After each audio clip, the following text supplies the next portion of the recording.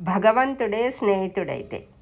ద్వాపరయుగంలో శ్రీకృష్ణుడు చిన్నతనంలో గురుకులంలో సుధాముడనే బాలుడితో కలిసి విద్యాభ్యాసం చేశాడు.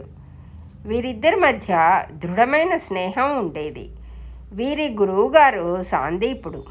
కాలక్రమేణా సుధాముడు కుచేలునిగా పిలువబడేవాడు. ఎంతో ఆత్మాభిమానం ఉండేది. వివాహానంతరం బహుసంతానంతో కటిక దారిద్ర్యాన్ని అనుభవించేవాడు. కానీ ఎవరినీ సహాయం కోరేవాడు కాదు. కాలక్రమేణా దరిద్ర బాధతో కుటుంబ పోషణ భారమైంది.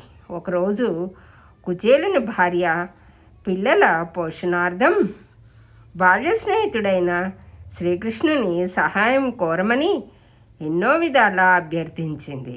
చివరికి కుచేలుడు అంగీకరించి మహాత్ముల వద్దకు రిక్తహస్తాలతో వెళ్ళరాదని, కానుకగా ఇవ్వడానికి ఏమైనా ఉందా అని భార్యను ప్రశ్నించాడు.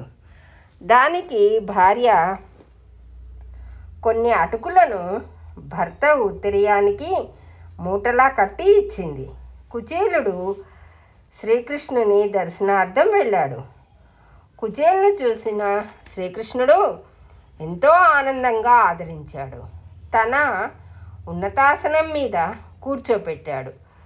స్నేహితుని పాదాలను కడిగి ఆ నీటిని తన తల మీద చల్లుకున్నాడు. స్వయంగా విసనకర్రతో స్నేహితునికి విసిరాడు. భోజన తాంబూలాదులతో మర్యాదలు చేశాడు. బాల్య స్నేహితుని ఆదరణకు కుచేలుడు పరమానందాన్ని పొందాడు. ఆనంద బాష్పాలు కనుల నుండి జాలువారాయి. శ్రీకృష్ణుని పరివారం పరమాత్మని సేవలు అందుకుంటున్న కుచేలుని అదృష్టానికి ఆశ్చర్యపడ్డారు. తర్వాత చిన్ననాటి ఘట్టాలను ముచ్చటించుకున్నారు. పరమాత్ముడు కొంచెం సమయానంతరం నా కోసం ఏమి తెచ్చావని కుచేలుని ప్రశ్నించాడు. శ్రీకృష్ణుని వైభోగం చూసిన కుచేలుడు అటుకులను ఇవ్వడానికి సిగ్గుపడ్డాడు. సర్వమెరిగిన స్వామి చనువుగా నా కోసం ఏదో తెచ్చినట్లున్నావని స్వయంగా కుచేలుని ఉత్తరీయపు మూట విప్పాడు. అటుకులను ఆనందంగా ఆరగించాడు. దానితో అక్కడ కుచేలుని ఇంటి పరిస్థితులు మారాయి.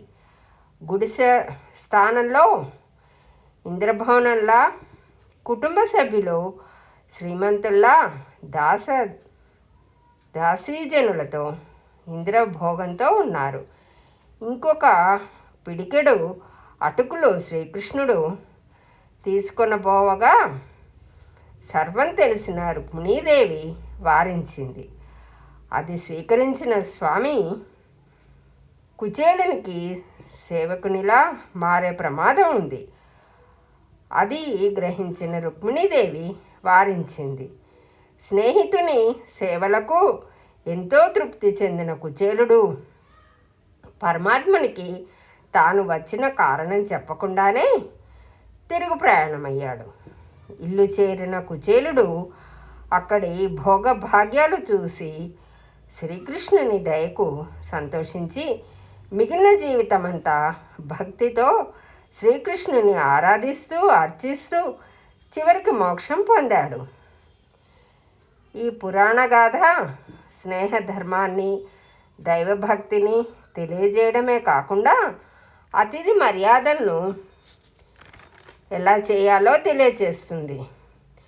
కటిక దరిద్రంలో ఉన్న ఎవరిని సహాయం అడగని కుచేలుని ఆత్మాభిమానాన్ని తెలుపుతుంది.